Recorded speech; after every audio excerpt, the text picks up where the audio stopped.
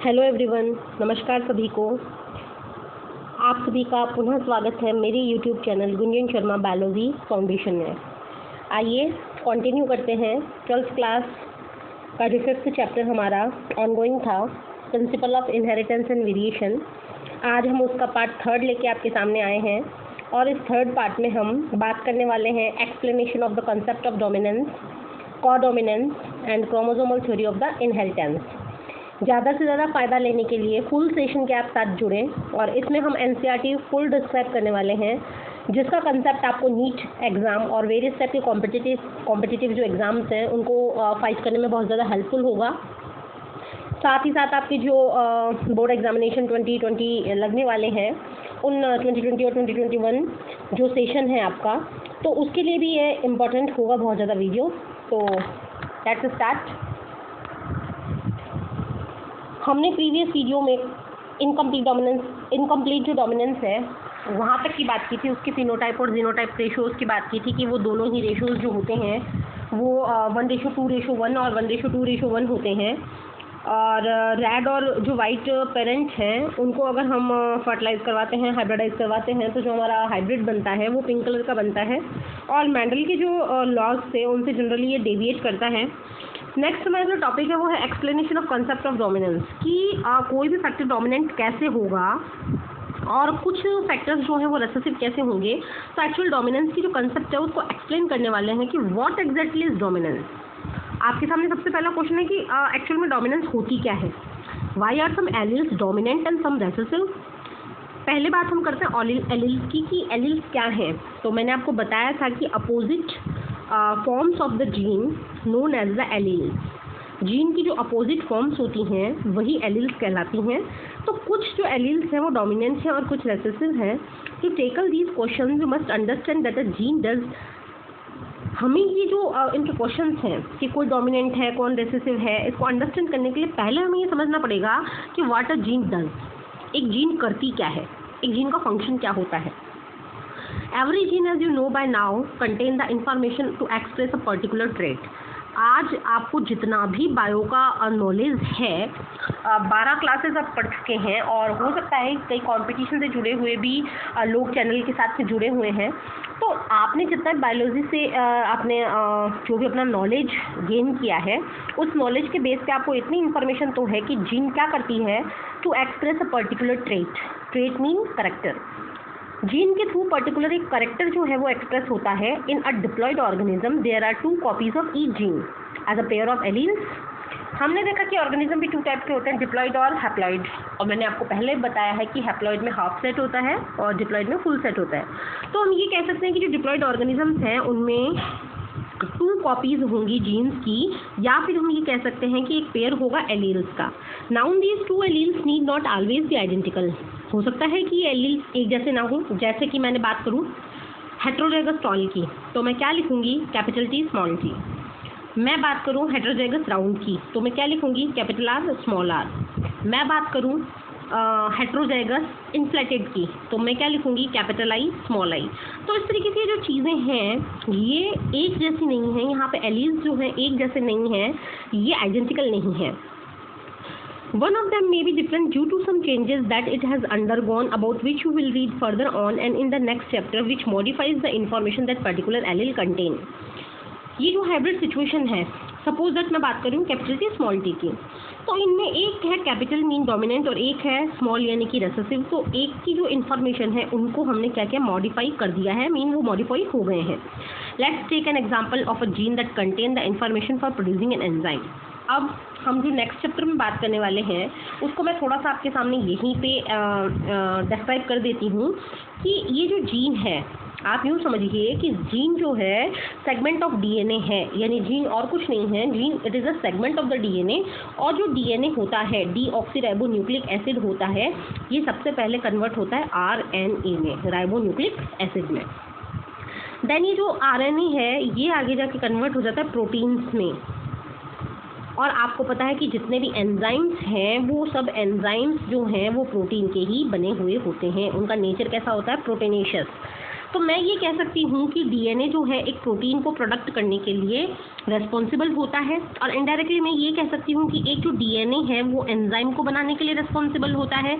और चूंकि डीएनए ही अपने आप में जीन है, तो मैं ये भी कह सकती हूँ कि ये जो जीन है ये इनडायरेक्टली किसको बना रही है, एंजाइम्स को। तो यहाँ पे जो हमारी फर्स्ट लाइन है वो इस बात को प्रूव करती है कि let's take an example of a gene that contain the information of producing an enzyme, यानी जीन के अंदर ऐसी इंफॉर्मेशन होती हैं जो एंजाइम को बनाने के लिए हेल्पफुल होती हैं।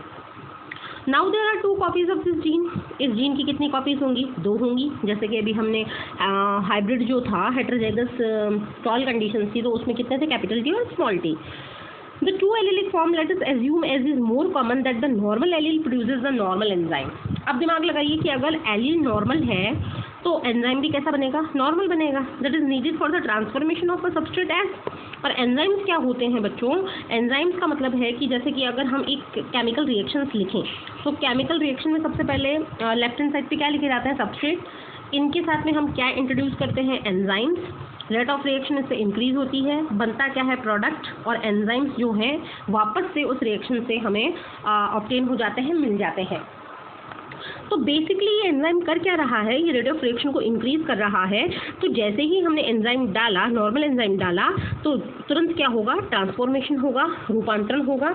सबस्ट्रेट एस किस में कन्वर्ट हो जाएगा, प्रोडक्ट पी में। Theoretically the modified allele could be responsible for, अब ये जो मॉडिफाइड एलील्स होते हैं वो 3 सिचुएशन के लिए रेस्पॉन्सिबल हो सकते हैं। नंबर 1, द नॉर्मल और लेस एफिशिएंट एंजाइम। या तो एंजाइम कैसा हो सकता है, नॉर्मल, या फिर कैसा हो सकता है, लेस एफिशिएंट, कम काम करने वाला। तो जो प्रोडक्शन होगा एंजाइम्स का वो भी नॉर्मल होगा। सेकेंड सिचुएशन क्या है, अ नॉन फंक्शनल एंजाइम।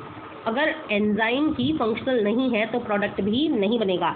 और थर्ड में नो एंजाइम एट ऑल, तो प्रोडक्ट बनने का कोई सवाल ही नहीं है। तो ये जो 3 सिचुएशन है इनमें क्या होता है, जो फर्स्ट केस है, the modified is alleles is equivalent to unmodified allele, it will produces the same phenotype। पहली वाली सिचुएशन में आपको फिनोटाइप यानी एक्सटर्नल कैरेक्टर कैसे मिलेंगे, सेम मिलेंगे।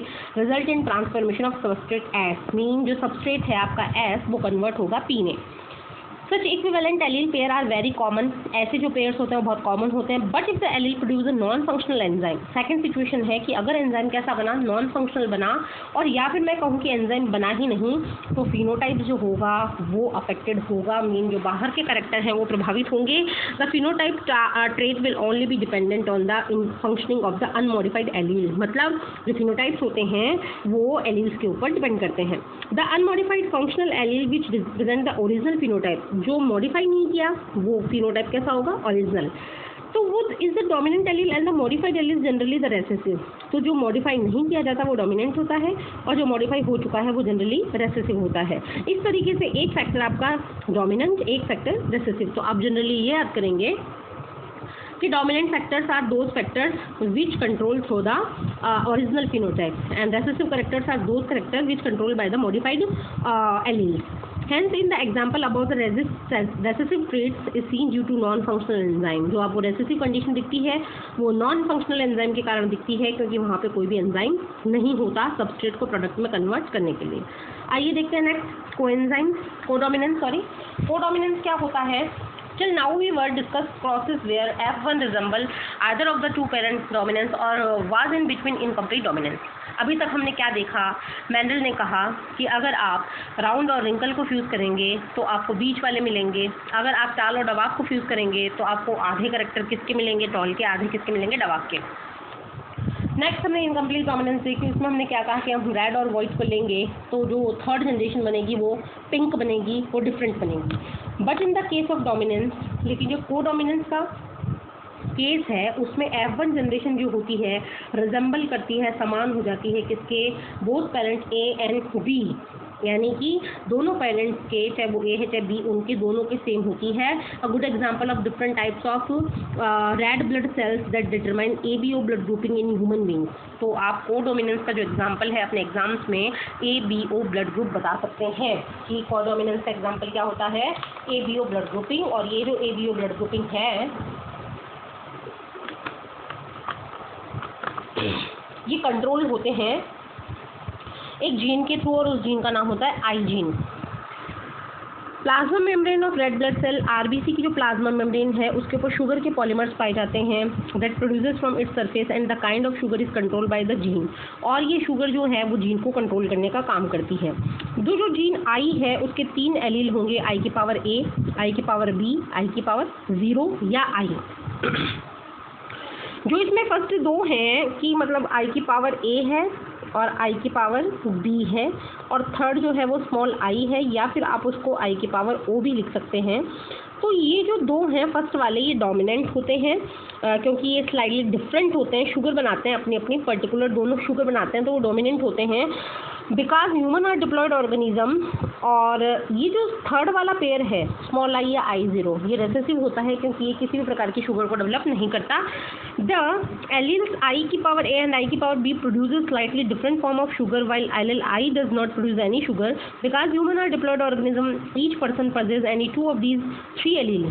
जो भी ह्यूमंस होते हैं उनमें 3 एलील्स में से कोई ना कोई 2 एलील पाए जाते हैं, और इनमें आई ए आई बी जो हैं वो कॉमनली कम्प्लीटली डोमिनेंट होते हैं किसके ऊपर, स्मॉल आई के ऊपर। In other word when I A and I R present, अगर मैं ये कहूँ कि एक ह्यूमन बीइंग में आई की पावर ए एंड आई है तो ओनली आई ए एक्सप्रेस होगा बिकॉज आई जो है वो कोई भी शुगर प्रोड्यूस नहीं करता। और अगर मैं ये कहूँ कि आई बी एंड आई हैं तो एक्सप्रेस कौन होगा, आई बी, बिकॉज जो है यहाँ पे स्मॉल आई कोई शुगर नहीं बनाता। लेकिन अगर मैं ये कहूँ कि किसी ह्यूमन बीइंग में आई ए भी है, आई बी भी है, और वो दोनों प्रेजेंट टुगेदर हैं, मतलब एक साथ पाए जाते हैं, they both express their own type of sugar. तो वो क्या करेंगे, दोनों मिलकर अपने प्रकार की शुगर का निर्माण करेंगे। ए अपनी तरह की ए बनाएगा, बी अपनी तरह की बी शुगर बनाएगा। This is because of the since there are 3 different alleles therefore a total of 6 different genotypes. याद रखिए इसके कितने जीनोटाइप बनेंगे, 6 डिफरेंट जो है जीनोटाइप्स बनेंगे। ये प्रोसेस क्या कहलाएगी, कोडोमिनेंस कहलाएगी। और जो फिनोटाइप होते हैं उसके 4 होते हैं। लास्ट क्वेश्चन दे रखा है आपको कि how many phenotypes are possible, तो ब्लड ग्रुप के 4 फिनोटाइप होते हैं, या तो ब्लड ग्रुप ए होगा या बी होगा या ए बी होगा या ओ होगा। तो ये क्वेश्चन जनरली पूछा जाता है कि A B O blood grouping में फिनोटाइप कितने होते हैं, 4, और जीनोटाइप कितने होते हैं, 6। नेक्स्ट उसके बाद में हम ये टेबल देखते हैं 6 जीनोटाइप्स की। एलील पेरेंट 1 पेरेंट 2 ऑफस्प्रिंग ए। अगर आई ए सिचुएशन बने तो ब्लड ग्रुप होगा ए और बी सिचुएशन बने तो blood group A B, I A और आई बने तो A blood group, B I B और आई ए बने तो A B blood group, B और बी बने तो बी ब्लड ग्रुप, बी और आई बने तो बी ब्लड ग्रुप, और आई दोनों प्रेजेंट हो तो स्पेशल कैटेगरी में ओ डेवलप होगा और ओ ब्लड ग्रुप को बनाएगा। Do you realize that the example of ABO blood grouping always provide a good example of multiple alleles? ये जो ABO blood group है कोडोमिनेंस के साथ साथ मल्टीपल एलील्स का भी एग्जाम्पल है। Have you ever seen that there are more than 3 alleles governing the same character? Most important कीजिएगा डेफिनेशन को, बार बार एग्जाम्स में पूछी जाती है और आपके लिए बहुत ज़्यादा इंपॉर्टेंट होती है। What do you mean the multiple alleles? ऐसी सिचुएशन, ऐसी प्रोसेस, ऐसी फिनोमेनन जिसके अंदर 2 या 2 से ज़्यादा एलील मिलकर एक ही कैरेक्टर को कंट्रोल करते हैं, वो प्रोसेस कहलाती है मल्टीपल एलीलिज्म, और ये प्रोसेस कहलाती है multiple alleles. Multiple alleles can be found only when population studies are made, और आपको मल्टीपल एलील्स की जो फिनोमेनन है तब मिलेगी जब आपको पॉपुलेशन की स्टडी करनी होगी। Occasionally a single gene product में प्रोड्यूसेस मोर देन 1 इफेक्ट, और जो एक सिंगल जीन का प्रोडक्ट होता है कई बार उससे बहुत ज़्यादा इफेक्ट आ जाते हैं, बहुत ज़्यादा प्रभाव बन जाते हैं, मतलब एक जीन जो है एक से ज़्यादा करेक्टर्स को शो कर देती है। For example starch synthesis in P seeds, इसके लिए हम देखते हैं मटर के प्लांट्स में, मटर के पौधों में, मटर के बीजों में क्या बन रही है, स्टार्च बन रही है। उसको कंट्रोल करने के लिए एक ही जीन होती है। इट हैज़ 2 एलील, इसके 2 एलील होते हैं, capital B and small B. Starch is synthesize effectively by B B. अगर सिचुएशन होमोजाइगस डोमिनेंट आएगी कैपिटल बी बी तो स्टार्च जो है वो बहुत ज़्यादा बनेगी। लार्ज स्टार्च ग्रेन प्रोड्यूस, बड़े बड़े स्टार्च के ग्रेन बनेंगे, मटर के दाने बहुत बड़े बनेंगे। इन कंट्रास्ट इसके विपरीत अगर स्थिति आती है होमोजाइगस रेसेसिव यानी स्मॉल बी, तो एफिशिएंसी कैसी होगी, लेसर, और स्टार्च के दाने प्रोड्यूसेस जो होंगे यानी वो कैसे होंगे, स्मॉलर होंगे, छोटे छोटे दाने बनेंगे मटर के। After maturation of the seed B seeds are round and the small B seeds are wrinkle. तो जो कैपिटल बी वाले थे वो राउंड बनेंगे और स्मॉल वाले रिंकल बनेंगे। हेटेरोजाइगस जो सिचुएशन होती है जिसमें राउंड सीड्स ही बनते हैं और इसको कहते हैं capital B small B condition. So if starch grain size is considered the phenotype, then from the angle the allele show incomplete dominance. तो अगर हम साइज को लेकर बात करें तो ये सिचुएशन किसको शो कर रही है? इनकम्प्लीट डोमिनेंस को। नेक्स्ट उसके बाद की बात करें अपन, therefore dominance is not an autonomous feature. इसलिए डोमिनेंस जो है वो अपने आप का कोई एक इम्पॉर्टेंट या इंडिपेंडेंट फैक्टर नहीं है, कोई इंडिपेंडेंट फीचर नहीं है। That is has information for it depend as much on the gene product. ये जो डोमिनेंस होती है ये किस पे डिपेंड करती है? जीन के प्रोडक्ट पर। And the production of particular phenotype, और किस पर डिपेंड करती है? उस फिनोटाइप पर, एक्सटर्नल कैरेक्टर पर। It does on the particular phenotype that we choose to examine in case more than one phenotype is influenced by the same gene। कई बार क्या होता है कि एक से ज़्यादा जो फिनोटाइप होते हैं वो एक ही जीन से प्रभावित हो जाते हैं। आगे की बात करें तो हम क्रोमोसोमल थ्योरी ऑफ इनहेरिटेंस को लेते हैं कि क्रोमोसोमल थ्योरी ऑफ इनहेरिटेंस क्या है। Mendel publish his work on inheritance of character in 1865। Mendel जो अपना वर्क था वो 1865 के आसपास पब्लिश करवाया, but for several reason it remain unrecognized till 1900। लेकिन किन्हीं ऐसे कारणों और परिस्थितियों के कारण उनका जो ये काम था जो 1865 में प्रकाशित हुआ, 1900 के आसपास तक अनरिकॉग्नाइज रहा, किसी ने उसको नहीं पहचाना। उन कारणों के ऊपर ऑथर ने समीक्षा की है, वो हम देखते हैं। जो फर्स्ट रीजन था वो था कि कम्युनिकेशन वॉज नॉट ईजी। उस समय जो संचार के साधन थे वो इतने आसान नहीं थे। नाउ इट इज़ नाउ, जैसे कि आज है, in those days, and his work could not be widely published. इसीलिए उनके जो वर्क था वो दूर दूर तक नहीं फैल पाया, पब्लिश नहीं हो पाया। सेकेंडली, दूसरा जो रीज़न था, his concept of gene for factor in Mendel words. जिन्होंने मेंडल ने क्या बोला था? फैक्टर बोला था, और जॉहानसन ने उन फैक्टर्स को जीन कहा। एज स्टेबल एंड डिस्क्रीट, उन्होंने कहा कि ये जो फैक्टर्स हैं, ये जीन हैं, ये स्टेबल हैं, डिस्क्रीट हैं, that control the expression of trait, जो कि ट्रेट को कंट्रोल करती हैं।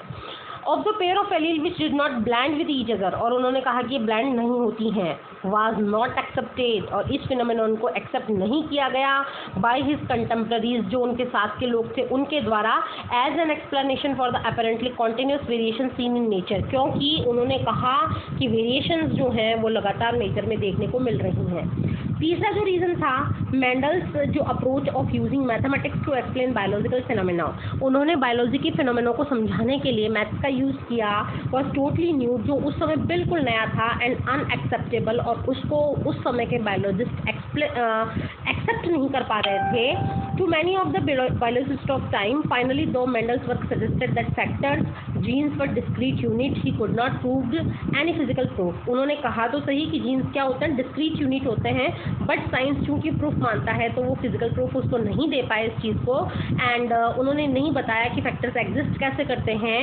तो इस तरीके से उनका जो वर्क था वो अनरिकॉग्नाइज रहा काफ़ी टाइम तक। इन 1900 के आसपास 3 साइंटिस्ट जो थे वो आए, 3 साइंटिस्ट जो उनके ऊपर वर्क को दोबारा से रीडिस्कवर कर रहे थे। तो उन तीनों साइंटिस्ट में पहले थे डी व्रीज, दूसरे थे कॉरेंस, और थर्ड थे वॉन शेरमॉक। उन्होंने इंडिपेंडेंटली रीडिस्कवर्ड मेंडल्स लॉ, उन्होंने मेंडलिज्म को रीडिस्कवर किया और नाम दिया neo Mendelism. On the inheritance of character also by this time due to advancement of the microscopy. इन तीनों के आते आते, इन तीनों के टाइम के दौरान जो माइक्रोस्कोपी थी, माइक्रोस्कोप थे, वो एडवांस हो चुके थे। that were taking place, scientists were able to carefully observe the cell division। Scientist इन माइक्रोस्कोप के थ्रू आसानी से सेल डिवीजन को देख पा रहे थे। This lead to the discovery of structure in the nucleus, और इन्हीं के कारण न्यूक्लियस के स्ट्रक्चर की डिस्कवरी हो चुकी थी। That appear to double and divide, और ये पता लग चुका था कि डिवीजन के पहले जस्ट न्यूक्लियस डबल होता है, देन डिवाइड होता है। दीज वर कॉल्ड क्रोमोजोम्स, और इस तरीके से इनको हमने क्रोमोजोम्स नाम दे दिया था। और क्रोमोजोम जो नाम है वो वोल्टेयर के द्वारा दिया गया था। ये कलर्ड बॉडीज होते हैं जिनको हम स्टेनिंग के बाद में देख सकते हैं। बाय 1902 के आसपास chromosomes movement during meiosis, meiosis एक डिवीज़न होता है जिसमें एक सेल से 4 सेल बनती हैं, क्रोमोजोम नंबर हाफ रह जाते हैं। तो इस डिवीज़न के दौरान क्रोमोजोम्स के मूवमेंट्स को देखा गया, वर्क उसके ऊपर किया गया। तो 2 साइंटिस्ट थे, वोल्टर सटन और Theodor Boveri, noted that the behaviour of the chromosome, उन्होंने क्रोमोजोम्स के बिहेवियर को देखा, और ये बिहेवियर जो था वो सेम टू सेम पैरेलल था किसके बिहेवियर के? जीन्स के बिहेवियर के। टू एक्सप्लेन मेंडल्स लॉ, और उन्होंने क्रोमोसोम्स की थ्योरी का, क्रोमोसोम मूवमेंट का हेल्प लेते हुए मेंडल के लॉ को एक्सप्लेन किया। और इस तरीके से recall that you have study the behaviour of chromosome during mitosis. उन्होंने माइटोसिस जो डिवीजन है उसके दौरान भी क्रोमोसोम्स के बिहेवियर देखे और म्यूसिस के दौरान भी देखे। The important thing of remember are that chromosome as well as gene occur in pair. सबसे महत्वपूर्ण बात आपको ये याद रखनी है कि चाहे क्रोमोसोम्स हो चाहे जीन्स हो, वो हमेशा आपको पेयर में मिलेंगे, जोड़े में मिलेंगे। The two alleles of gene pair are located on homologous site of homologous chromosome. और ये जो पेयर है, ये जो जोड़ा है, वो आपको होमोलोगस क्रोमोसोम पे, होमोलोगस साइट पे मिलेगा। नेक्स्ट उसके बाद ये आपको एक तरीके से बिहेवियर दिखा रखा है, मियोसिस एंड जर्म सेल्स का बिहेवियर। ये G1, G2 एनाफेज और मियोसिस की एनाफेज सेकंड जर्म सेल्स, ये क्या होती हैं? ये डिफरेंट टाइप की स्टेजेस होती हैं सेल डिवीजन की, जो आपने 11th क्लास में डिटेल स्टडी की थी। तो इस तरीके से फर्स्ट वाले G1 में इस तरीके की शेप आती हैं। नेक्स्ट जो G2 होता है उसमें बाइवेलेंट, हर क्रोमोसोम के डबल रूप बन जाते हैं, डबल रूप को बोला जाता है बाइवेलेंट। और बाइवेलेंट बाद में जो है एनाफेज में अपोजिट पोल्स की तरफ जाते हैं। और मियोसिस सेकंड जो एनाफेज है उसमें भी अपोजिट पोल्स की तरफ जाते जाते एक सेल से फाइनली मियोसिस में कितनी सेल्स बनती हैं? 4 सेल्स बनती हैं। और इस तरीके से मियोसिस का जो डिवीज़न है वो पूरा कंप्लीट होता है। कंपैरिजन करके देखें क्रोमोसोम और जीन्स में, तो ये जो पहला मतलब है आपको कॉलम दिया गया है, ये क्रोमोसोम्स का है, और ये जो सेकंड कॉलम दिया गया है ये जीन्स का है। तो जो क्रोमोसोम्स हैं वो भी पेयर में प्रेजेंट होते हैं, जीन भी पेयर्स में होती हैं। क्रोमोसोम्स जो होते हैं वो अलग अलग होते हैं गैमेट फॉर्मेशन के समय, so that only one of each pair is transmit to a gamete. और इस तरीके से एक पेयर एक गैमेट में चला जाता है। जीन्स भी सेग्रीगेट होती हैं गैमेट फॉर्मेशन के समय, और ओनली वन जो ईच पेयर में से एक ही जीन गैमेट में जा पाती है। Third, independent pair segregate independently, अपने आप से स्वतंत्र होकर एक पेयर जो है एक दूसरे से अलग होता है, और इसमें जो है one pair segregate independently of other pair. तो इस तरीके से जो डिफरेंसेस हैं वो याद रखिए। जो पहला कॉलम है क्रोमोसोम से रिलेटेड है और दूसरा कॉलम जो है वो जीन से रिलेटेड है। During anaphase of meiosis first, ध्यान दीजिए मियोसिस जो डिवीज़न होता है वो 2 प्रकार से होता है, मियोसिस 1 और मियोसिस 2। मियोसिस 1 की जो 4 स्टेजेस हैं, प्रोफेज, मेटाफेज, एनाफेज, टेलोफेज, और प्रोफेज भी बहुत बड़ी होती है जिसमें 5 सब स्टेज होती हैं जिनको आपने 11th में पढ़ा। तो मियोसिस फर्स्ट की जो एनाफेज है उसमें 2 chromosome pair can align at the metaphase plate independently of each other. Metaphase plate metaphase condition में बन चुकी थी, तो सारे के सारे जो ये देखिए, ये जैसे एक सेल है, ये मेटाफेज प्लेट है, तो मेटाफेज सिचुएशन में क्रोमोसोम इस तरीके से बीच में आ जाते हैं। और एनाफेज सिचुएशन में क्या होता है, इधर को तो इस तरीके से अपोजिट पोल पे जाते हैं और ये वाले इस पोल पे आते हैं, तो इस तरीके से एनाफेज रूप बनता है। The chromosome of 4 different colour of left and right column, तो अभी जो हमने ये देखा लेफ्ट और राइट कॉलम में, इसमें 4 कलर के क्रोमोसोम आपको शो किए गए हैं। And in the left column possibility 1 create and green and satellite together, but the right hand column possibly second the orange chromosome stringing with the red chromosome. तो ये देखिए यहाँ पे 2 सिचुएशन दी गई हैं, पॉसिबिलिटी फर्स्ट, पॉसिबिलिटी सेकंड। इसमें आपको meiosis 1 anaphase दिखाया, इसमें मियोसिस 1 एनाफेज दिखाया है। इस तरीके से ये अपोजिट पोल्स की तरफ जाते हुए दिखाई दिए हैं। और इस सेल से भी आपके 4 क्रोमोसोम बने, इससे भी 4 बने हैं। बट देखिए डिफरेंसेस क्या है, यहाँ पे कलर वेरिएशन है, यहाँ पे ऊपर ऑरेंज तो नीचे ग्रीन है, यहाँ पे ऊपर ऑरेंज तो नीचे रेड है। ये चीज़ें आपको वेरिएशन को शो कर रही हैं कि किस तरीके से जब क्रोमोसोम डिवाइड करते हैं तो वेरिएशन डेवलप होती हैं। Next, Sutton and Boveri argue that the pairing and separation of pair of chromosome would lead to segregation of pair of factor they carried. Sutton और बोवेरी ने इस बात पे आर्ग्यू किया कि अगर ये जीन और क्रोमोसोम एक दूसरे से सेग्रीगेट होते हैं, अलग होते हैं, तो अपने ऊपर जो कैरेक्टर्स लेके जाते हैं उनको भी क्या करते हैं, सेग्रीगेट करते हैं। Sutton united the knowledge of chromosome segregation, the Mendelian principle and call it the chromosome theory of the inheritance। Sutton ने क्या किया, अपने द्वारा दिया गया जो नॉलेज था क्रोमोसोम थ्योरी का, उसको मिक्स कर लिया मेंडल के लॉज से और एक नया नियम बनाया, chromosomal theory of inheritance. Following this synthesis of idea, experimental verification of chromosomal theory of inheritance by Thomas Hunt Morgan. अब देखिए नियम देने वाले थे सटन बोवेरी, और उस नियम को जो मतलब हम ये कह सकते हैं प्रैक्टिकली प्रूव किया वो थे थॉमस हंट मॉर्गन। उन्होंने क्या किया, अपने कलीग्स के साथ मिलकर डिस्कवरी की basis of variation that sexual reproduction produce. Sexual reproduction में जो वेरिएशंस आती है ना, उन वेरिएशंस की उन्होंने डिस्कवरी की। Morgan work with the टिनी fruit fly. Morgan ने जो छोटी छोटी फल मक्खियाँ होती हैं उनके ऊपर कार्य करना स्टार्ट किया, और जो फ्रूट फ्लाइज है उनका साइंटिफिक नेम आप याद रखिए, Drosophila melanogaster, which were found very suitable in such studies. और ऐसे स्टडीज़ करने के लिए बहुत ज़्यादा इंपॉर्टेंट होती हैं ये फल मक्खियाँ, fruit flies. They could be grown up simple synthetic medium, क्योंकि आप इनको सिंपल से सिंथेटिक मीडियम पे लेबोरेटरी में जो है ग्रोथ करवा सकते हैं। They complete their life cycle in about 2 week, लगभग 12 दिन के आसपास ये 14 दिन के आसपास ये अपने लाइफ साइकिल को कंप्लीट कर लेती हैं।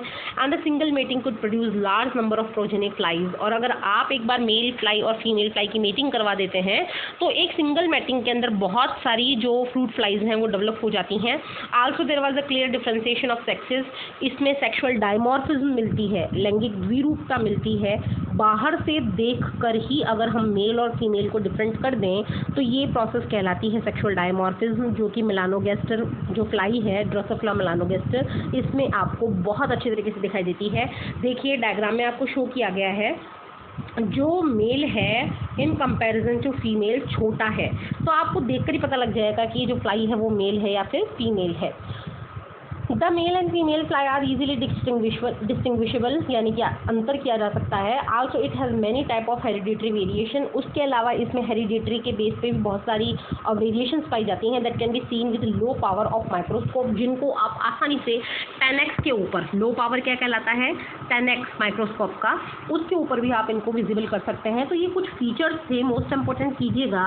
इन फीचर्स के कारण ही थॉमस हंट मॉर्गन ने किसको चूज़ किया, ड्रोसोफिला मेलानोगैस्टर को, और जो क्रोमोसोमल थ्योरी दी गई थी सट्टन और बॉवेरी की, उस थ्योरी को उन्होंने फिजिकली, या हम ये कह सकते हैं कि इन लेबोरेटरी कंडीशन प्रूव किया। तो ये था आज का वीडियो, और आई होप आपको आज का वीडियो पसंद आया होगा, आपके कंसेप्ट क्लियर हुए होंगे।